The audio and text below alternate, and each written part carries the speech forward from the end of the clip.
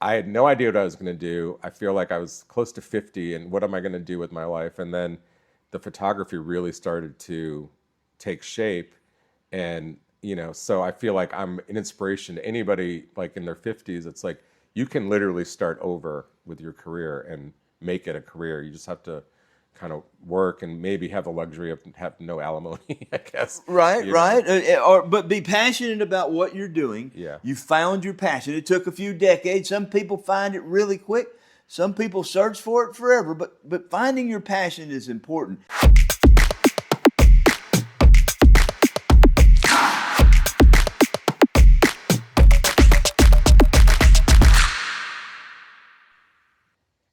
Howdy, folks. Old J-Man here, saying thank you for tuning in to Find Your Brightside. My guest today is a Texas transplant who's been in pursuit of art as a career. Andrew Sherman found his calling behind the lens.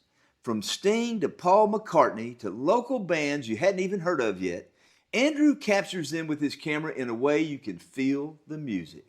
At first, he pursued music and acting, joining Andy Dick and the Bitches of the Century. In 2016, a video editing class at college landed a gig for the Chevy Music Showcase, and his eyes opened to the Texas music scene. A move to Dallas with a new camera led to becoming the go-to photographer for music in Dallas. Buddy Magazine, the Dallas Observer, Live for Live Music, and Last Night Live are just a few that call on him. He recently nabbed Dallas Entertainment Awards Best Concert Photographer, along with a third best win. That's what they call trifecta or a hat trick in hockey or whatever, for the Dallas Famous podcast that he hosts. And you can find him on all the podcast platforms. Andrew Sherman, thanks for coming in today. Thank you for having me. Well, all right. Now, Andrew and I go back a little bit. We met when we were over in Deep Ellum. He come over there wanting to learn a little bit more about us, and we kind of hit it off. And then things went the way that they usually go. People get real busy, and we didn't see him for a little while. We moved over here to the Longhorn, and boom, he shows up to take the photography of our space over here for Edwin Cabinets, the guy that owns the place. And man, we show those photographs all the time. Beautiful, beautiful work, but that's not your forte in photography. No. It's music. Okay, and we're going to get into that in a minute. But we want to know about Andrew Sherman, the person. When did you get to Texas? Where are you from originally? All that good stuff. Well, let's see. Born in New York City, grew up in upstate New York, outside of Chicago and Indiana, and then I made it to LA when I was 21. And then I was in LA for a long time. I went to Austin for just a minute because I had a friend who was getting acting work and I was not getting any acting work in LA. So I moved here to Austin for 2 years, but then I ended up moving back.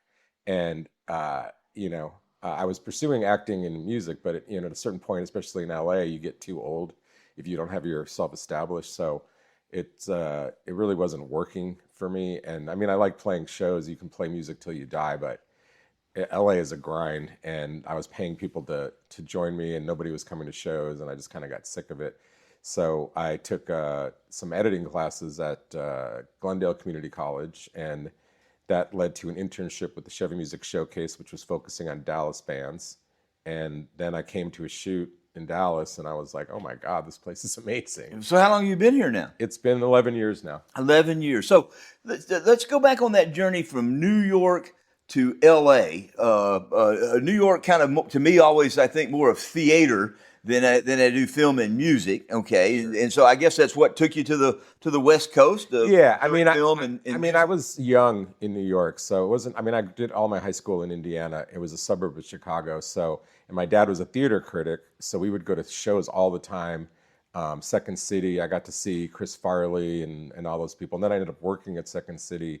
But Chicago also was more of a theater town than film. So it sounds like with what your dad did, entertainment was in your genes a little bit. Yeah. He was very supportive because of that. He was a writer. He's a writer still. So I got these opportunities just because he was supportive of it. When I went to theater school in Chicago, I had some friends whose parents disowned them for being actors. So I felt lucky that he was supportive in that. Well, that's great. Folks, it's always important that we are concerned that, are our parents going to be happy with us of what we're going to do, or especially if we change. McConaughey's got a great story. He was going to be a lawyer, and he had to call to his dad, hey, Pops, I changed my mind. I think I want to be acting. I want to pursue that. And the story goes, his dad said, "Well, don't half-ass it." Well, you certainly half-assed. You haven't half-assed it with the photography that you Yeah. do. I mean, capturing these musicians at the right time and at the right moment. I mean, and the right look in the song and all that's a real art in itself. Mhm. You didn't just immediately have that talent. Did you have to hone this for a little while? Yeah, no, I remember a moment long before I was taking the editing classes. I got a new car and I had a phone and I was trying to take a photo of it and it just looked like garbage. And I didn't know composition. I didn't realize I didn't know it. And then when I went to edit on that show, halfway through, we got a new cinematographer and he's amazing. And I learned composition just editing his footage. So I like to tell people that if you want to do something like this, you don't have to be born with it. You can develop it. But I guess it was just the awareness of like, you suck, like you need to get better. Like that got me to get better. And is it something that you're able to practice? You got to have a band and you got to have musicians playing to be able to Absolutely. do The this. good news is there's a million local musicians who would kill for free photos. So if you want to go practice, there's just go to a club. And you can hone your skills that way. Yeah, and those lights are bad, and a lot of the times in those smaller clubs, so it's really good practice. If you can get the moving musician in dark light, you're on your way. Yeah, it makes it sound, folks. He makes that sound pretty easy there. If you can get that moving musician and the lighting, because it's not only dark in that environment, right? Yeah, It's bright too. From a dark to the bright side, right there, because there's lights flashing and all these kind of things, and it's not like you're setting up with a backdrop and taking a still photography. This is a live action, no different than guys that shoot football or basketball. yeah, it's a A lot lot of like skill. sports. Yeah, I agree. Although sports, you have lots of light usually. So in his humbleness, he's saying, "Hey, you know what I do is even harder than that." I'd probably have to say that's one of the most difficult areas in photography is a live shoot in the dark with flashing lights of and smoke and all those kind of things. Yeah, I mean, editing is another skill that's separate, but it really aids in that. Uh, so yeah, there's times where in the past I'd walk in, I'd be like, I'm in trouble. Now I'm just like, well, I just have to edit longer. Well, tell us a little bit about the Dallas music scene, Andrew, because you've been involved in this for a decade now, Yeah. and the Buddy magazine is a well-known publication for music, and the Observer, they're trying to do their thing. Um, how is music changing and evolving in the way that you see things?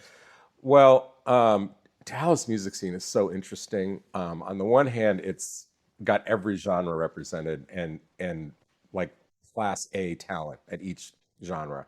Um, there's a lot of people outside of Texas that look towards Texas, Dallas, because of how great the music is. But it's weird because maybe because there's so much of it, the audiences aren't always there for shows. So you'll go to a show and you're like, I can't believe this is not sold out. And then you look at photos from Austin or Oklahoma the next night and it's sold out. So it's hard to get people's attention, I think. But I mean, we're at the forefront of a couple of genres. I mean, the Americana stuff, Josh Ray Walker. I mean, Charlie Crockett sort of is from here. He's blown up.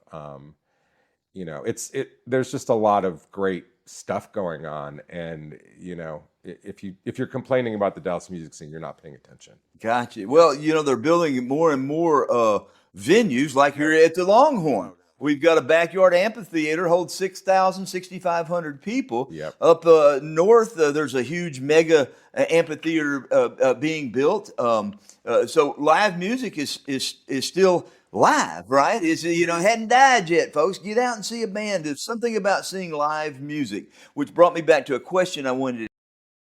Is the energy different when you're filming or you're doing photography of a band when there's a sold out packed house versus maybe a little meager audience because it rained or some reason other than nobody wanted to see them? Yeah. Oh, yeah, absolutely. I mean, going to a sold out show, especially at a big venue when you're in the pit, is there's nothing like that. It's pretty fun. It's the adrenaline of that alone is amazing.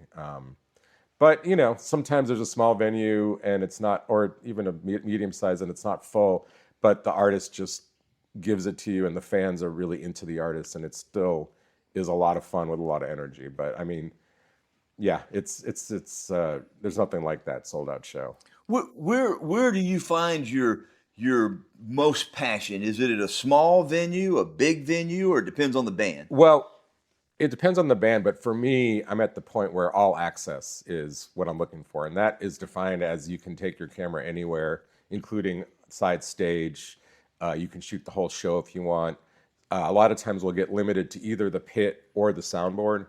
And I always wish that if I was at the soundboard, I could get one or two photos up close, and vice versa. Like I'm at the soundboard, I mean, I'm in the pit, but I want you to see how many people are here. Sometimes I'll turn around and take a photo of the audience, but there's something about that perspective from the top of the house when it's packed that's pretty cool. In some instances, you're not the only photographer that's in there doing their thing, right? Yeah, usually. I mean, it surprises me. Sometimes there's certain bands that will have more photographers than others. I remember the weekend, he approved a lot of people. I think there was 20 photographers in that shoot, and most of them I'd never seen before, and I've not seen since at a show. So, but there's certain regular photographers I'm seeing all the time. Well, walk us through that a little bit. Coach us up on how does that work for a professional photographer like you doing concert photography, of being able to even get that access? Well, you have to earn it. You've got to put your work in. You've got to be on your best behavior. It's bottom line is it's a privilege. Even though it's my job and I'm promoting the artist, it's a privilege for them to let us go and shoot. There's some artists like Lady Gaga didn't approve photography, or at least didn't approve our paper. So that's crucial, is to like show up and over and over and over again, be consistent. I mean, I think my first show at American Airlines was Elton John, and that's because my friend was the drum tech. And I was like, I can't believe I'm here. I don't know if I'll ever get back here. And then shortly after, I ended up hooking up with Dallas Observer, and then I started shooting a lot of stuff. So the acts themselves, or their management, maybe it's the label or their manager, want to control who all has photography of that. So you're shooting as a work for hire? Is that how that works? They're not. It's not work for hire. You own it. But some artists, and this is definitely management, some artists don't allow photos at all. Some make you send all the photos in to get approved.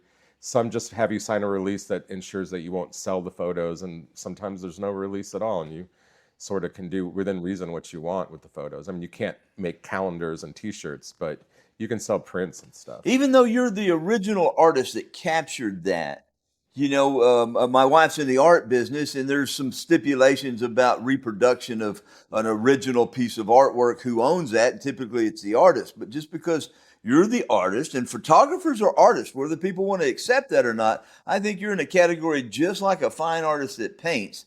Now there's copyright issues because they're public figures, or absolutely, yeah, it's their image, so they can, like there's an artist, Poppy, who's on the rise, and she opened for like Jane's Addiction, Smashing Pumpkins, and I was the only one who was allowed to shoot her, but it was the first night of the tour, so apparently I wasn't even supposed to shoot her, and I put those photos up, and then her management found me immediately and was like, please take those down.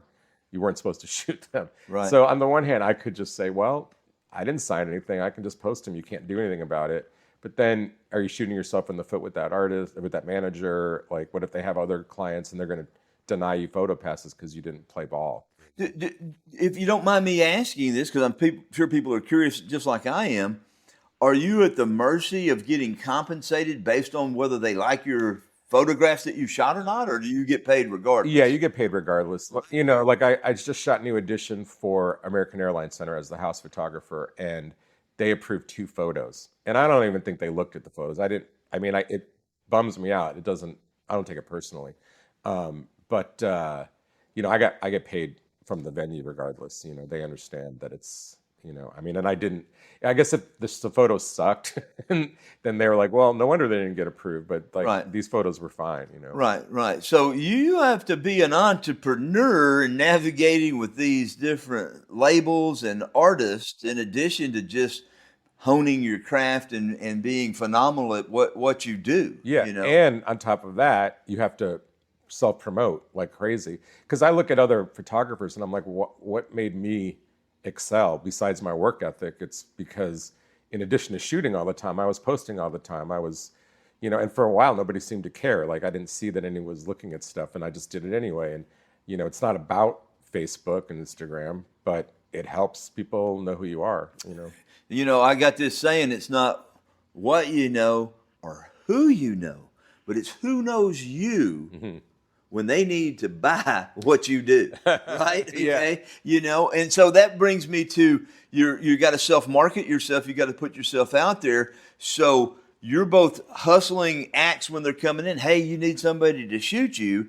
In addition to responding to people that say, "Hey, we're coming into town. We saw your body of work, and we'd like to see what your rates are." Or they tell us how all that works. Well, I mean, honestly, I don't hustle as much anymore with the bands coming in. I kind of focus on publications and venues.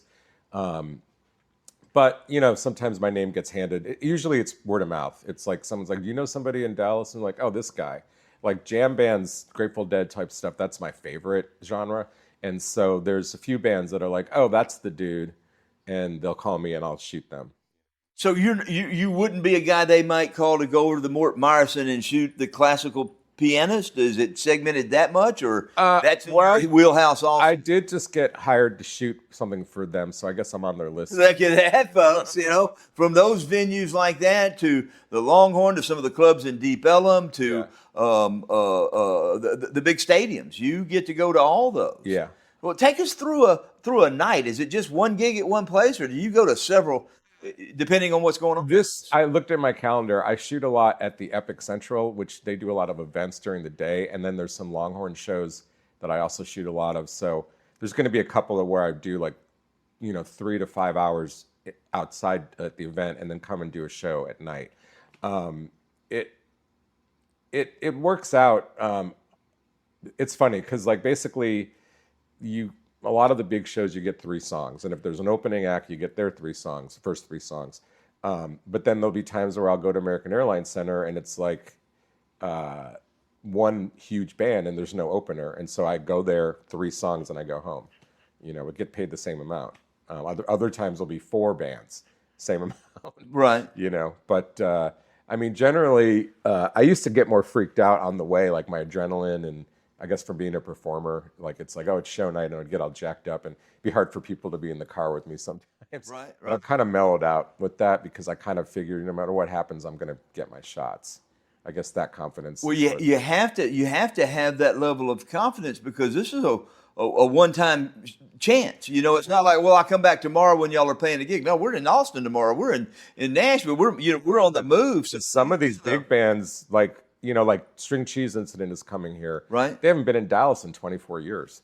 There's a bunch of acts like that. A lot of the bands I like, that's the case. They don't seem to come that often. So, do you find yourself going outside of the Dallas-Fort Worth area, or does that keep you busy enough? I stay local. I'm not big on traveling. And I mean, if somebody asks me, I was going to Austin here and there, but there's so many great photographers in Austin that doesn't really happen as much. And I think also, the reason I like to shoot for publicists or publications and for venues is because I used to be a musician and I know how much it costs just to be a functioning musician. And, I know these guys want my photos, but I also know how much they're making at a show. And I'm not cheap anymore. Right. I'm an old dude and I don't want to really leave the house if I'm not making my money. Now, there's certain stuff that I'll go out and cover because I feel like it's my job and somebody needs to cover it and I'm the one that's going to do that. But for the most part, I try to get the money from the people that have the money, not the people that are struggling. Sure. As an up-and-coming musician, their budgets are going to be really limited on what they have that they can afford to do. But having good photography of their work, it can sometimes. So it's a a two-edged sword there a little bit on. Yeah, I mean for that, I feel like not every show needs to be photographed for a band if they can't afford it, but bring me in for one show that's a big show, or let's do a photo shoot like with a bunch of, posed photos all over like this one area, and then you can use those for the next 6 months as your, promo flyers and whatever, Yeah. So, I mean, I get it, but there's ways to do it where you can spread those photos out if you're a band. Well, Andrew, our show's called Find Your Bright Side, and we like for people to share something that was kind of dark for them, but they found a way to get through that as a positive message for other people, You got one of those kind of stories? Well, yeah, I mean, my whole career at this point. I mean, I moved here when I was about, 43 or something, and I didn't know what I was going to do. And I will correct your intro. I didn't own the camera till I moved here. Okay. And I only bought the camera because I thought I was going to edit video. But I guess the answer to your question, I had no idea what I was going to do. I feel like I was close to 50, and what am I going to do with my life? And then the photography really started to take shape. And, so I feel like I'm an inspiration to anybody like in their 50s. It's like you can literally start over with your career and make it a career. You just have to kind of work and maybe have the luxury of have no alimony, I guess. Right. But be passionate about what you're doing. Yeah. You found your passion. It took a few decades. Some people find it really quick. Some people search for it forever. But finding your passion is important. And it's no doubt by looking at your photography that you're passionate about what you're doing, because I can feel that music in that photo. We get Andrew, our producer. We got a lot of Andrews around here. The general manager here is Andrew.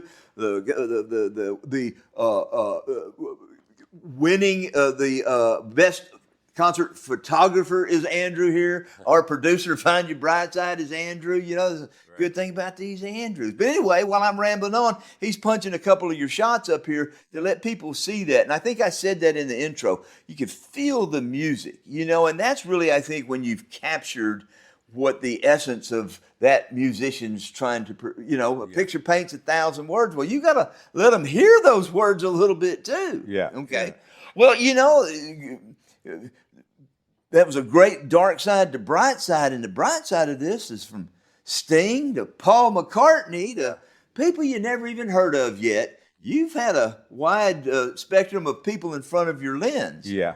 I mean, at this point, it's almost like a bucket list where I'm just checking off all the artists. Like at first it was like just the artist I loved or maybe my friends loved, but now it's gotten to this point where it's like, oh yeah, I like that one song for 5 minutes when I was 15, like there's just, I'm amazed with how many artists I've got to capture like over this short time. Well, it seems like you'd even have a book about that. I mean, other award-winning concert photographers have produced a coffee table book of their shots. Mm-hmm. But then I guess that involves a whole lot of people being involved, getting releases of all those things. Yeah.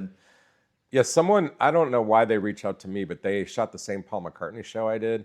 And they reached out to me and they're like, hey, do you know how to get a hold of the people? Because I want to publish this photo. And I was like, I know the publicist by email, but they never even responded to his request, so I don't know what he ended up doing if he ended up using it anyway. Well, being able to capture a Beatle, okay, that's got to be pretty high up on that resume. And, Sting, he's not too bad himself, but give us a couple of examples of somebody you shot early on in their career, and now they're at a level of a Leon Bridges or a Charlie Crockett or... Well, it's funny you say Leon Bridges because before I was even doing photography, he was on Chevy Music Showcase before he was signed, and I edited the first ever Leon Bridges music video.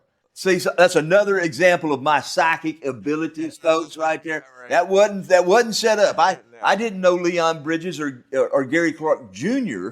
until one of my adventures down at Willie's Luck, and then it seems like a lot of people, they get to play luck, and the next thing you know, they're winning Grammys and they're up there. Do you like outdoor festivals? Do you get to shoot some of those also? Yeah, not as many. But my first Observer shoot was the Kaboo Festival. And so like my first time out at a big show, I've got to shoot Sting. I shot like 20 bands off of my wish list, like right away. But I'll be honest, it's harder, because it's a lot of going back and forth and walking around. And, for me, I feel like I need to get every single artist. And if it's like 3 stages, that's like a lot of energy. Oh yeah, luck typically operates 2 or 3 stages at a time. Yep. And there may be a concert in the chapel. Well, there's one on the main stage, and how do you get from one to the other? And this is a job, folks. I mean, Yeah, it's and they're yeah. also Yeah. some of the best looking festivals are not in Dallas yet. They're coming. I mean, Jambaloo is really just in venues right now, but I think that their goal is to maybe make it a little bit bigger. Okay, for some reason, I'm thinking a friend of mine, Jackson Scriber. He's Yeah. part of the Longhorn, but he's a musician. He had a gig over there at the Yep, at Jambaloo. Jambaloo. Yep. What is Jambaloo? Give us a little more. Mullen and Mullen Music Group is a group that formed a couple of years ago, and they're just kind of sponsoring all kinds of stuff music related in DFW, including my podcast. And then they created this music festival called Jambaloo, and it lasts a week, and it goes on in the whole DFW area. And every show is free to attend, although they do pay the musicians Right. and the venues. And it's just kind of like there's been festivals in Dallas over the years, but a lot of them have dropped off. So these guys were like, we love music and we want to support live music. So let's remind people how great it is. And so they do a week of shows.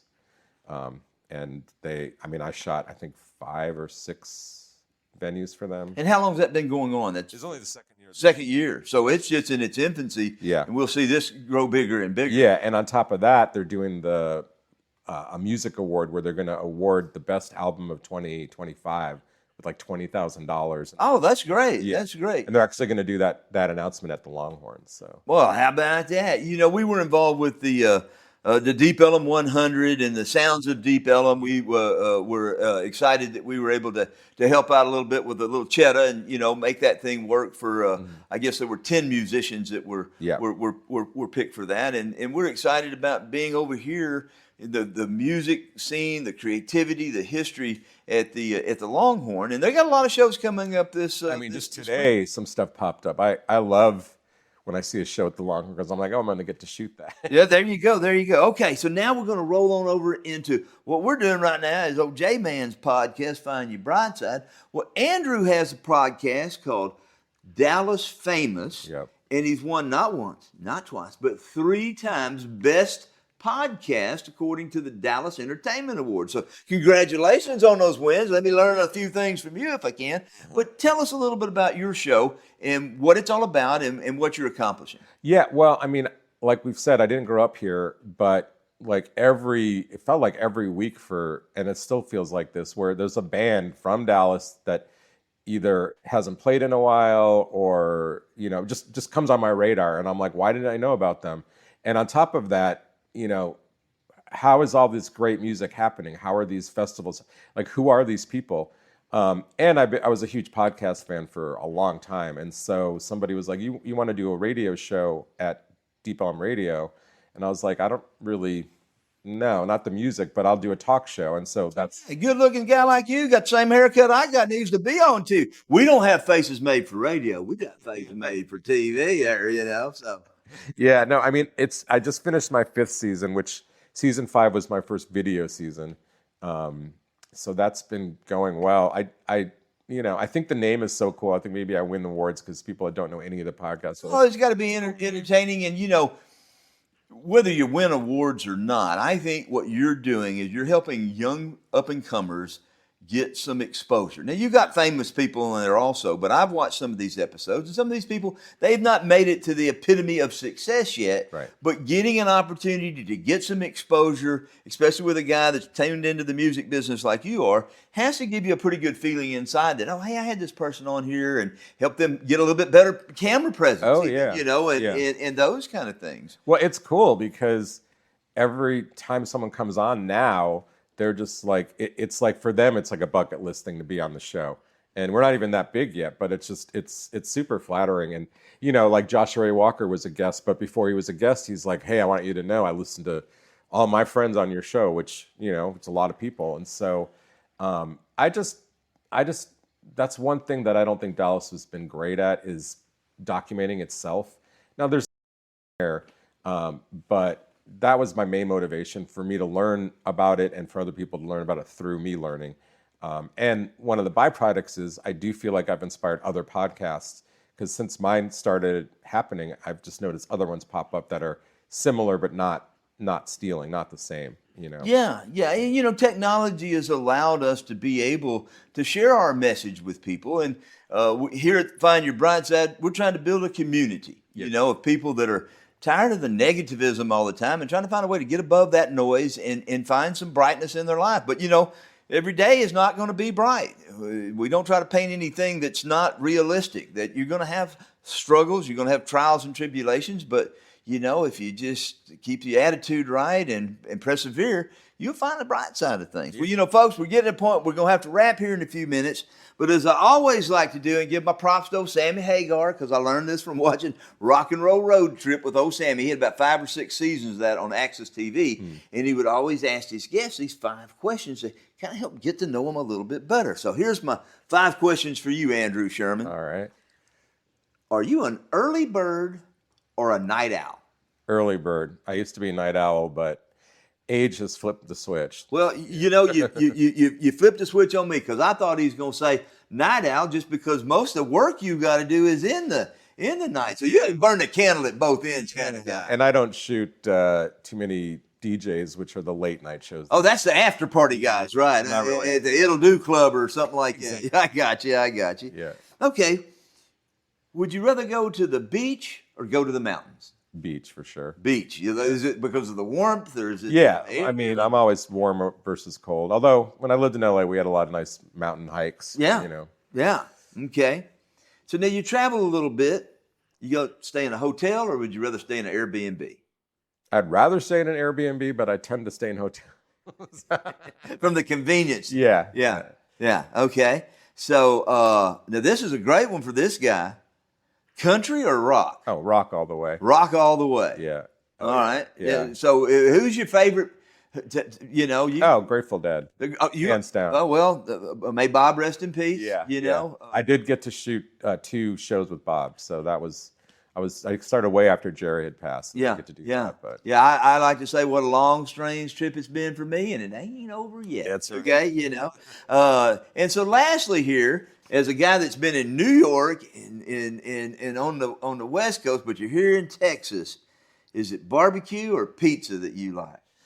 It's pizza, because I'm a pescatarian. I mean, I take a good barbecued piece of salmon, I guess, but probably pizza is more prevalent. Pizza's your thing. Folks, Andrew Sherman, he's the host of Dallas Famous Podcast. He's an award-winning concert photographer. He's a pretty good old guy, and he got the same haircut I got. Thanks for coming on the show today. Thank you for having me. Appreciate it. And folks, remember, when you shine a light, even just a little, people find their way. So shine a light on somebody today. J-Man out.